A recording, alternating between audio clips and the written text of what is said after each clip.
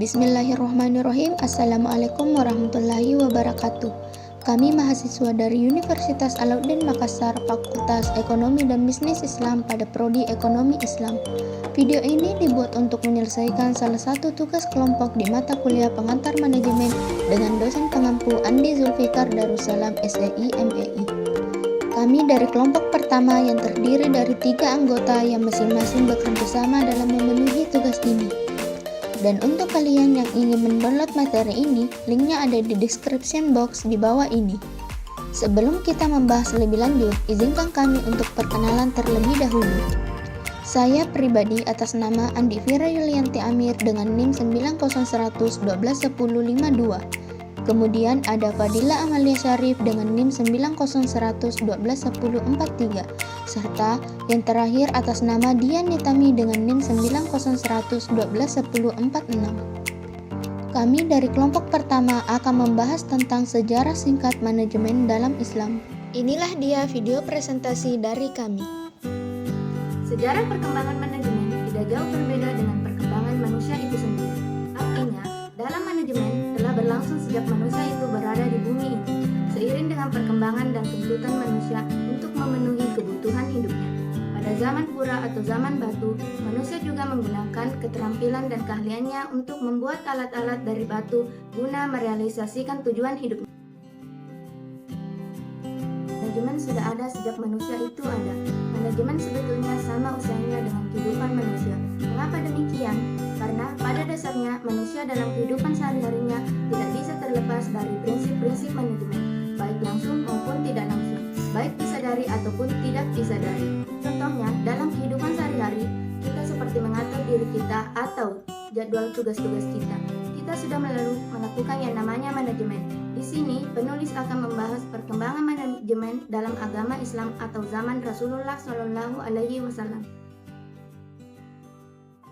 Adalah sebuah proses perencanaan, pengorganisasian, pelaksanaan, dan pengendalian sumber daya untuk mencapai sarana yang efektif dan efisien. Islam sendiri merupakan agama yang di dalamnya terdapat keteraturan. Islam memanage hal-hal yang kecil dan hal-hal yang besar dalam kehidupan manusia. Islam juga mengatur kehidupan manusia di masa kini dan kehidupan manusia di masa depan. Pengaturan Islam tentang kehidupan menjadikan kehidupan manusia menjadi terarah, teratur, dan menjadikan hidup manusia menjadi lebih berkualitas. Islam memiliki 2 makna, yaitu sebagai ilmu. Manajemen dipandang sebagai salah satu ilmu umum yang tidak berkaitan dengan nilai dan peradaban, sehingga hukum mempelajarinya adalah fardu kifayah.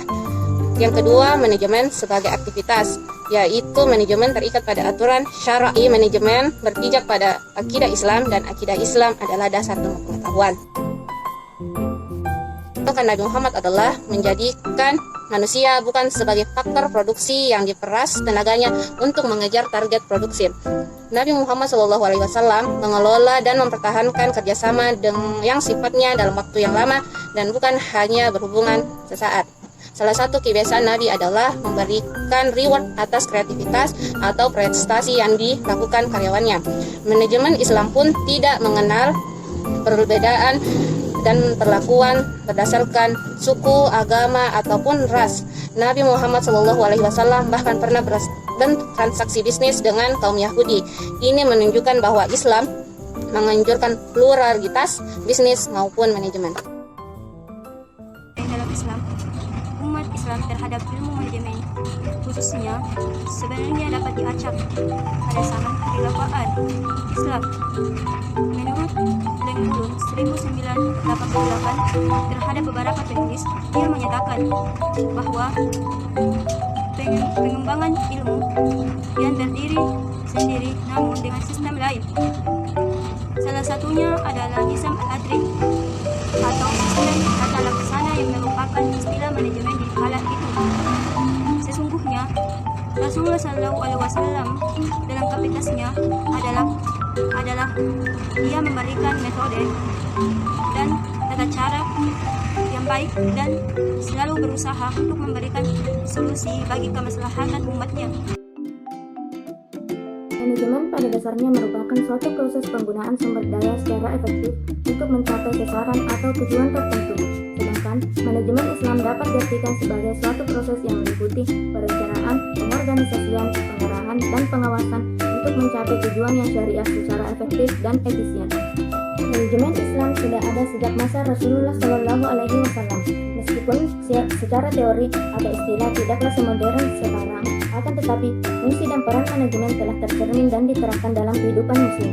Rasul dan para sahabat telah menggunakan manajemen untuk mengatur kehidupan dan bersandar pada pemikiran manajemen Islam yang bersumber dari nas Al-Quran dan hadis. Jajah dan pemikiran dan aliran politik, ekonomi, sosial, dan budaya negara barat, sehingga teori, praktik, istilah, dan perkembangan manajemen dianggap sebagai sesuatu yang baru dan merupakan hasil budidaya intelektual negara-negara maju. Negara muslim hanya mampu menerima, mengkonsumsi, dan menerapkan konsep manajemen tersebut dalam kehidupannya tanpa memandang asas manfaat yang akan didapatkan. Pengalaman historis menunjukkan konsep dasar Islam bisa diterapkan dalam aspek peradilan ekonomi dan layanan publik masyarakat.